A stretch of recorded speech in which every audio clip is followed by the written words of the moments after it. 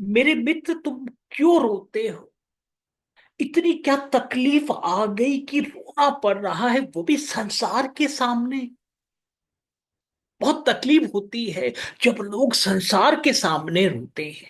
अरे भैया, इस कलयुगी दुनिया में आए हैं ना, तो परेशानी तो हर पल हर क्षण बनी रहती है। हर पल हर क्षण।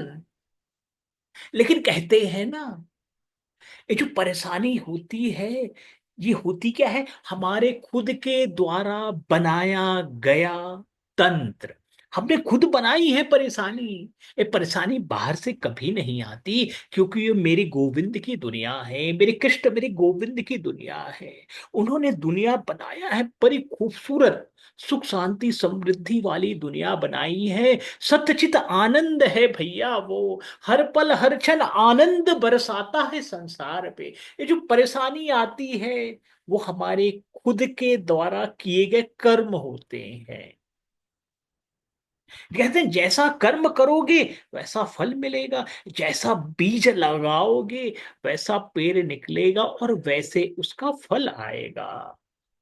आम का बीज डाला था तो गर्मी का मौसम आया है, बड़ा मीठा मीठा आम का फल आएगा। और यदि किसी ने करेला लगाया है तो करेले का नार ही निकलेगा ना भैया। इसीलिए कहा गया है कर्म अच्छा करते रहिए। अब बोलोगे कर्म कैसे अच्छा करें? कर्म अच्छा करने का एक ही रिवाज है, थोड़ा डिसिप्लिन हो जाइए जीवन में। डिसिप्लिन जीवन में हो जाएंगे ना, तो जीवन सार्थक हो जाएगा। हमारी इंडियन आर्मी जो है सबसे वर्ल्ड की नंबर वन आर्मी मानी जाती है, भारत देश की आर्मी है। उन पे हम हर किसी को गर्व होना चाहिए, क्योंकि वो बड़ी डिसिप्लिन है। चाहे जल सेना हो, वायु सेना हो, भूमि, कहीं पे भी जो काम कर रही हैं, बड़ी ईमानदारी के साथ काम करते हैं। उनके ट्रेनिंग को आप देख लोगे ना, तो जीवन में समझ में आ जाएगा डिसिप्लिन कैसे रहा जाता है। सुबह सुबह उठते हैं 4 बजे 5 बजे, दंड बैठक शुरू होती है भैया। पुरानी पद्धति चल रही है आज भी वहां पे। ऐसा नहीं एक्सरसाइज करने के लिए बहुत बड़े बड़े जिम लगे हुए, ना बाबा ना। ना बाबा ना। आज भी वहां दंड बैठक लगाए जा रहे हैं। कुश्ती पहलवानी की जाती है वहां आज भी, क्योंकि वहां जन्मभूमि के जितने नजदीक रहोगे उतना ज्यादा जीवन में विकास होगा। अरे जो रोना धोना है ना, सब बंद हो जाएगा, क्योंकि जीवन के नया आयाम ओपन करता है। और कहीं बाहर से शक्ति नहीं आती भैया। जो स्वामी विवेकानंद रहे हैं, जो गौतम बुद्ध रहे, मेरे कृष्ण मेरे गोविंद खुद रहे हैं, इन्होंने अपने आप को बनाया है। ये जो संसार जो बनाया गया है ना, मेरी माँ मेरी जगत जननी ने जो संसार की रचना की है, उस रचना का एक ही नियम है कि संसार में जो भी आएगा वो संसार के हर एक चीज को पाने का उत्तराधिकारी है। जैसे जैसे एक माँ बाप के घर जो बेटा जन्म होता है ना, वो ऑटोमेटिक ऑटोमेटिक क्या होता है, उनके प्रॉपर्टी का उत्तराधिकारी हो जाता है। कोई पूछता भी नहीं कि कौन है वो, बिल्कुल उनका बेटा ही है। बोले शर्मा जी का बेटे को ही शर्मा जी की प्रॉपर्टी मिलेगी, बोलते हैं ना। उसी प्रकार से यदि हम भारत देश में जन्म लेते हैं, भारत देश की जितनी जन्मभूमि, जितनी भूमि है, वायु है, पानी है, आकाश है, हम सब उसके बराबर के उत्तराधिकारी हैं। ये मत सोच लेना आज अंबानी अदानी टाटा बिरला लोग रईस हुए। भैया उनके बाप दादाओं ने मेहनत की थी और इच्छा जाहिर की थी, तो आज टाटा बिरला अंबानी है। आज यदि आप इच्छा जाहिर कर लो तो आपका नाम भी शामिल हो जाएगा इन टाटा बिरला अंबानी में। और रोना धोना तो दूर, लोग आपकी जय जयकार करेंगे। लोग आपकी जय जयकार करेंगे, जैसे आज टाटा जी की जय जयकार करते हैं। रतन टाटा रतन है कहते हैं इंडिया के, बहुत नमन है उनको। रतन है। भारत देश का नाम कहाँ नहीं फैलाया उन्होंने। बड़ी ईमानदारी से काम किया, बड़े डिसिप्लिन इंसान थे। और बहुत किस्मत वाले हो यदि भारत देश में जन्म हुआ है, ऋषि परंपरा में जन्म हुआ है, सनातनी घर में जन्म हुआ है। सुबह सुबह उठा करो, 4 से 5 बजे उठो, दंड बैठक लगाओ, मेडिटेशन करो, योगा करो। धीरे धीरे कहते हैं जैसे बीज लगता है तो धीरे धीरे उस पे उत्पत्ति उत्पत्ति होती है नए जीवन का। हर चीज का समय लगता है भैया। एक माँ भी बच्चे को 9 महीने में जन्म देती है। हर चीज का समय लगता है। आप लोग क्या है, नई पीढ़ी आजकल बहुत ही ज्यादा जल्दी में है, मोबाइल वाली दुनिया में पैदा हुए हो ना। हमारे जमाने में तो पीसीओ हुआ करता था, वो भी दोस्त के जाते थे पीसीओ में फोन लगाने के लिए, 1 रुपया में डाला करते थे उसमें। आज के जमाने में मोबाइल आ गया है भैया, तो नई पीढ़ी मोबाइल वाली हो गई है। हर कुछ उनको जल्दी चाहिए। बस समझ जाइए, ये भौतिकवाद में जल्दी जल्दी कर सकते हो, लेकिन जो आध्यात्म है, जो फिजिकल वर्ड है, उसमें आप जल्दी जल्दी नहीं कर सकते। सोच लीजिए, जब आप खाना खाते हो उसको पचने में कितना टाइम लगता है। क्या ये मोबाइल वाले दुनिया में जो आए हैं बच्चे, क्या उनका खाना जल्दी पचता है? नहीं पचता भैया। कहते हैं ना, मेरे जीवन का जो संसार चल रहा है, मेरे कृष्ण मेरे गोविंद का जो संसार है, उसकी नियमावली कभी चेंज नहीं हुई, कभी ना चेंज होने वाली। तभी दुनिया चलती रहेगी। ये जो भौतिकवाद की नियमावली चेंज होती रहती है भैया, लेकिन मेरे कृष्ण मेरे गोविंद की जो दुनिया है, उसकी नियमावली चेंज नहीं होती। आज भी सूरज वैसे उगते हैं जैसे 5,000 साल पहले उगते थे। आज भी सूरज देवता का उतना ही महत्व है जितने कर्ण, सूर्य पुत्र कर्ण का लिए महत्व था। सूर्य पुत्र क्यों कहलाते हैं? क्योंकि सूर्य के पुत्र तो थे ही, लेकिन सूर्य की उपासना किया करते थे, हर दिन सूर्य को जल चढ़ाया करते थे। तो आज आप भी यदि सूर्य को सुबह उठ के जल चढ़ाओगे ना, आप भी सूर्य पुत्र बन जाओगे। आपके चेहरे में भी चमक आ जाएगी। गलती क्या की हमने? अपने आप को अलग कर डाला। हमने आपको शर्मा जी का पुत्र, ठाकुर जी का पुत्र, गुप्ता जी का पुत्र ऐसे मान लिया। हम अपने को ऋषि संतान नहीं मानते, यही गलती कर दी आपने। अरे भैया, मान के तो देखो, मानने में तो कोई पैसा लगता नहीं। आप मान के देखो, आप ऋषि पुत्र के संतान हैं, जीवन में कैसे बदलाव आएगा। सुबह सुबह उठोगे, ऑटोमेटिक उठोगे, आप देख लीजिएगा, बेड छोड़ोगे, थोड़ा सा दंड बैठक करोगे, मां जगत जननी को याद करोगे, सूरज देवता को अग्र दे के पानी दोगे, अपने पितरों को पानी दोगे। ये कहते हैं ना, जैसे जैसे आप मां जगत जननी के नजदीक जुड़ते जाते हैं, जीवन में बदलाव शुरू होता है। जीवन में प्रसन्नचित्त बदलाव आता है। एकदम हल्का महसूस करने लगते हैं, भारीपन चला जाता है भैया। और जैसे जैसे भारीपन जाएगा, जीवन में रौनक आने लग जाएगी, हर कार्य के प्रति मन लगने लगेगा। और जैसे जैसे कार्य के प्रति मन लगने लगेगा, मन उदास से प्रसन्नचित होना शुरू हो जाएगा, प्रसन्नचित होना शुरू हो जाएगा। रोना धोना दूर हो जाएगा। आप दुनिया को मार्गदर्शन देना शुरू कर देंगे। पहले आप खुद भटक रहे थे, अब आप दुनिया को मार्गदर्शन देना शुरू कर दोगे भैया। भारत देश में जन्म लिए हो, माँ जगत जननी की असीम कृपा है हम सब पर। लेकिन क्या है, हम सब थोड़ा भूल जाते हैं। भूलने की आदत है ना हमें, भूलने बहुत जल्दी भूल जाते हैं।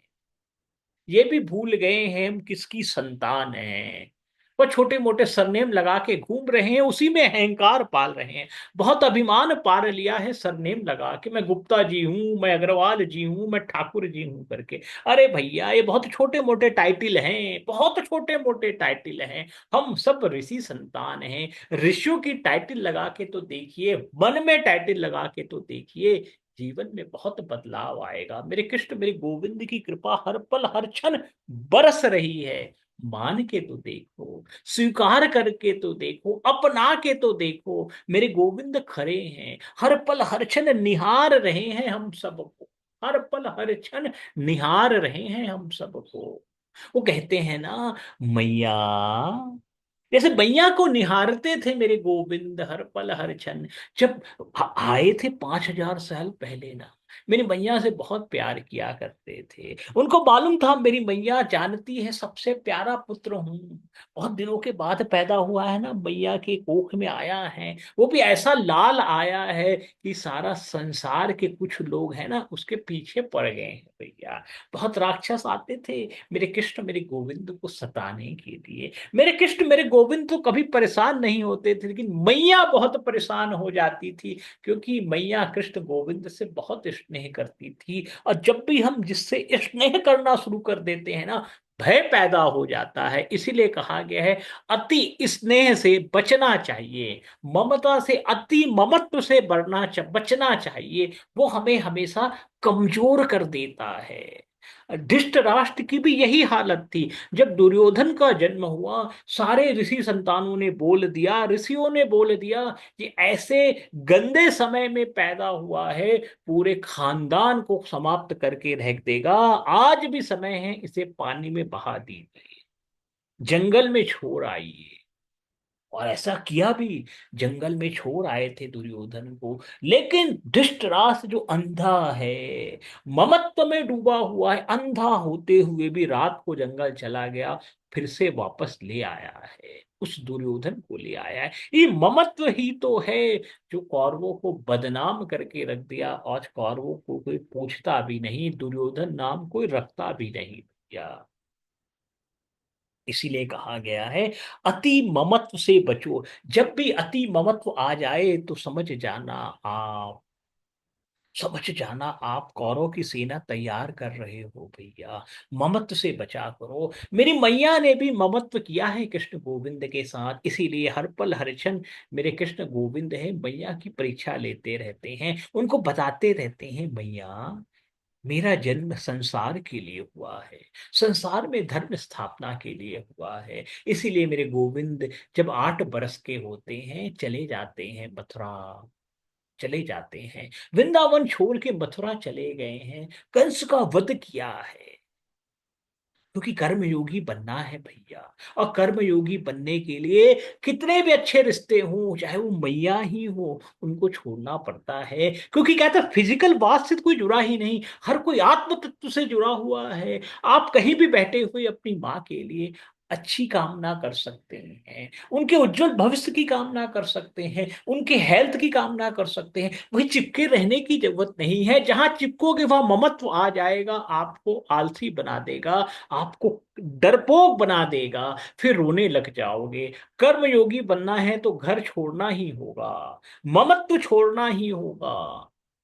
मेरे कृष्ण मेरे गोविंद सिखाते हैं, 8 बरस में उन्होंने वृंदावन की गलियों कुंज गलियों को छोड़ा है, मथुरा गए हैं, कंस का वध किया है, फिर शिक्षा ग्रहण करने के लिए ऋषि मुनियों के संत पे गए, कैसे आगे ही बढ़ते गए हैं। मेरे गोविंद दिखाते हैं पीछे मुड़ के मत देखना, चाहे अपनी प्रीतम राधा को छोड़ना पड़े, ममत्व में मत फंसा करो। लेकिन आज भी जन्म में राधा के साथ कृष्ण का नाम आता है, ये ऐसा आशीर्वाद दे गए हैं, पहले राधा बोलते हैं फिर वो कृष्ण कहते हैं। क्योंकि मेरे गोविंद कहते हैं हमेशा महिलाओं का सम्मान करना चाहिए, तभी राधा कृष्ण कहते हैं, राधा कृष्ण जपते हैं। मेरे कृष्ण की कृपा हर पल हर क्षण हम सब पर बनी रहे। और रोना धोना तो अब तक बंद ही हो गया होगा ना।